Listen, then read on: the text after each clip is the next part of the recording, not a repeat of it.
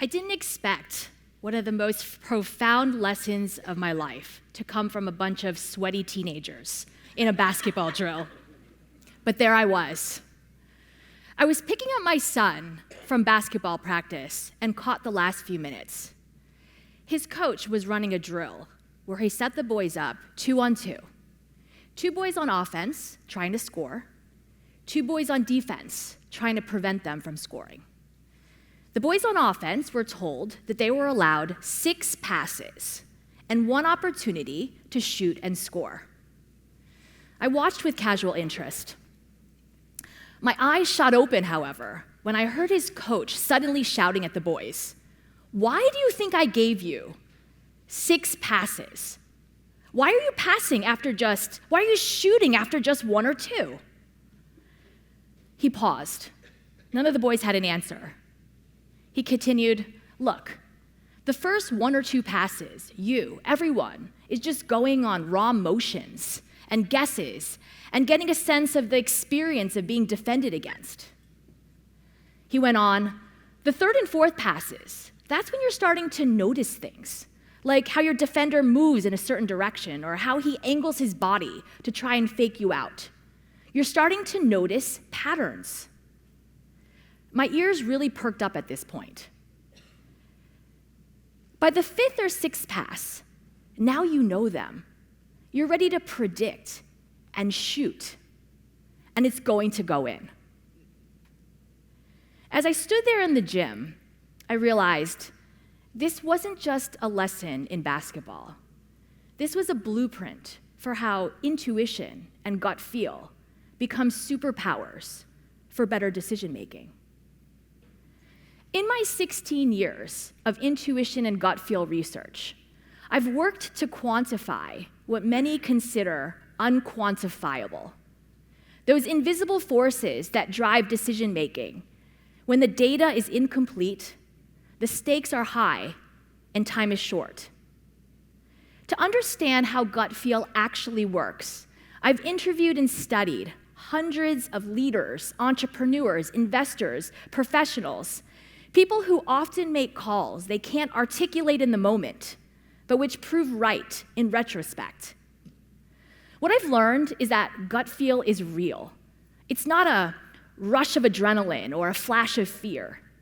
It's your own internal executive summary, a fast, quiet integration of data you've absorbed over time, patterns your brain has recognized, past experiences, and yes, emotions, but in its proper place.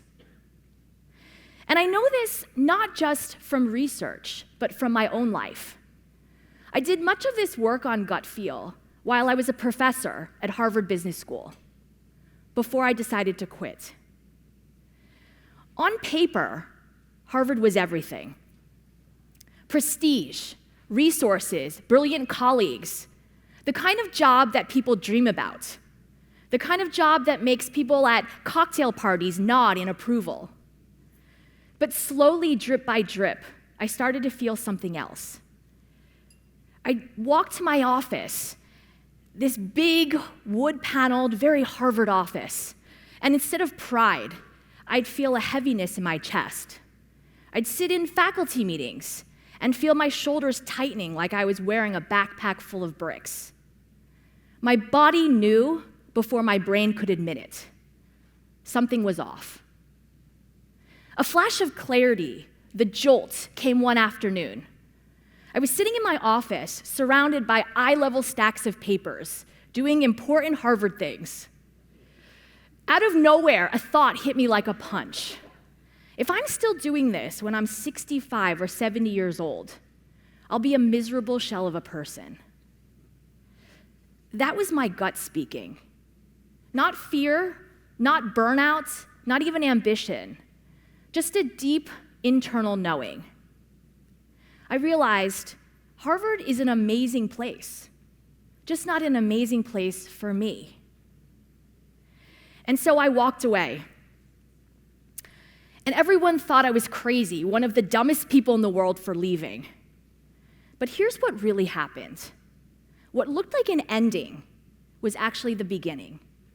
It led me to an even deeper understanding of the work I do now, helping people to trust their gut and building a career that fuels them. How do we trust that our intuition is leading us to better decisions?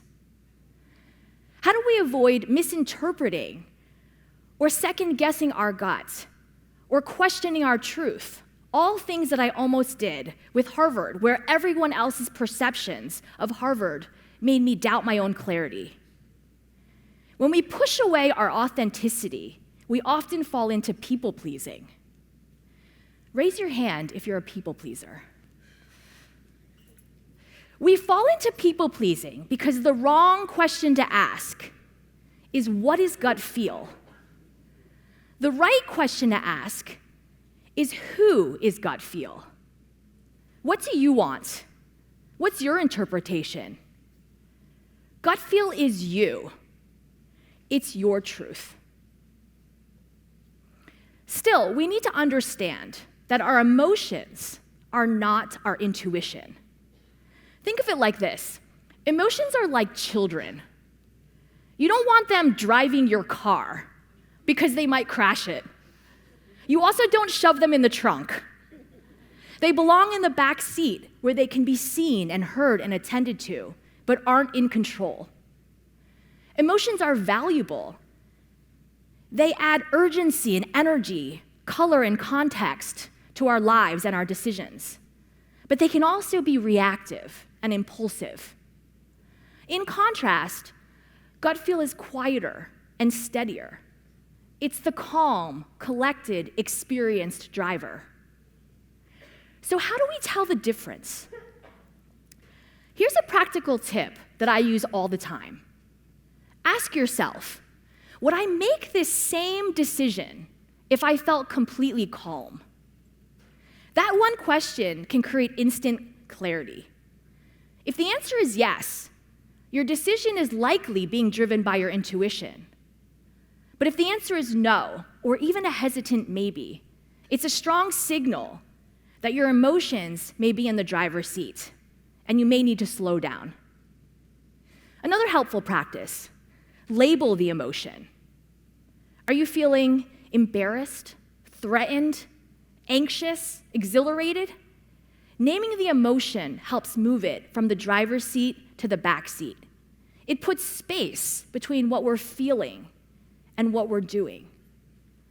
The goal here isn't to suppress our emotions, but to give it the right role. Emotions offer insights, but they're not always directionally correct. Emotions shout, they demand action. Intuition whispers. It doesn't scream. Listen to what whispers, not what screams. There is so much that is screaming at us. Notifications, deadlines, algorithms, social media, hot takes. Everything and everyone is shouting and screaming for our attention. And what do? We often reward what screams. But the best decisions for us come from whispers. Whispers are those internal nudges that don't demand urgency, but quietly persist. They're the thoughts that quietly surface while we're on our commute or when we're lying awake at 2 a.m. They're the cues that our body brings us, like the tightening in our chest when something feels off, or the sense of alignment when something feels just right.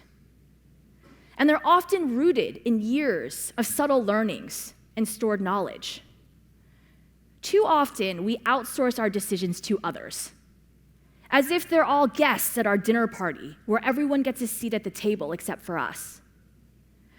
But you need to reserve a seat for yourself, your voice at the table. This voice manifests in 3 different forms. Sometimes it's a eureka, a sudden clear connection or insight, an aha moment, like when you finally solve that stubborn work problem while in the shower, or when that new product idea clicks after weeks of circling around it. Other times, It's a spidey sense, a subtle dissonance that something isn't quite right.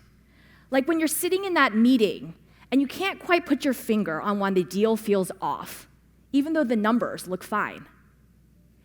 And sometimes it's a jolt, a sharp redirection that shakes you from your current path.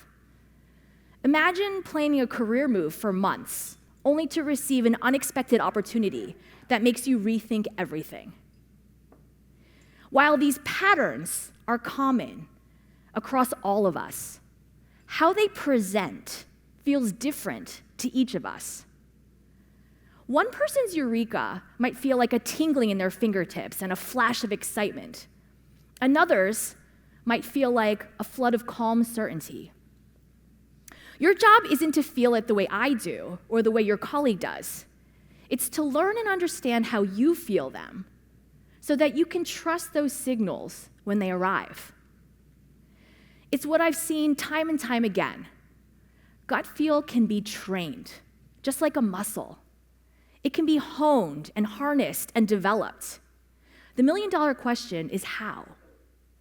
Here are 3 ways that we can train our intuition, practically and deliberately. First, trace it back. The next time you're feeling a strong gut reaction, positive or negative, pause and consider, where is this coming from? Or what's nagging at me? Is it a past experience, a fear? I once felt uneasy about a partnership deal, and when I traced it back, I realized that it echoed a failed collaboration years earlier. That awareness allowed me to make a much better decision. Learning to reverse engineer our intuition in real time allows us to have a deeper awareness and understanding of how our gut processes data and past experiences. Over time, that leads to instincts that are not just faster, but more reliable. Second, keep a decision log. Start recording down some of your big decisions. Then revisit those decisions weeks or months later. Did your gut feel lead you in the right direction? What patterns emerge? For example, imagine you're choosing between 2 job offers. You'll never get to see the counterfactual, what would have happened with the other job. But just by logging your decision and the outcomes, you build self-awareness and start to calibrate your intuition over time. The goal here isn't perfection, it's better pattern recognition. And third, create stillness to hear the signal. Set aside a few minutes of silence each day. No screens, no multitasking, no agenda. Use that time to simply observe your thoughts, your feelings, your body. For example, a CEO I once worked with would set aside a few minutes of silence before every board meeting. That stillness led him to clarity and insights that ultimately resulted in millions in new recurring revenue. Whether it's financial growth, personal transformation, or any breakthrough, stillness allows those whispers to be heard.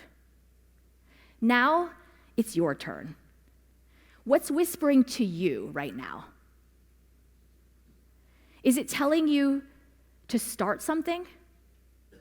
To leave something? To trust something? Don't dismiss it. Because when you listen to your whispers, you don't just make better decisions. You start to create openings for yourself, openings that are in alignment with who you are. The question is, are you listening? You already know.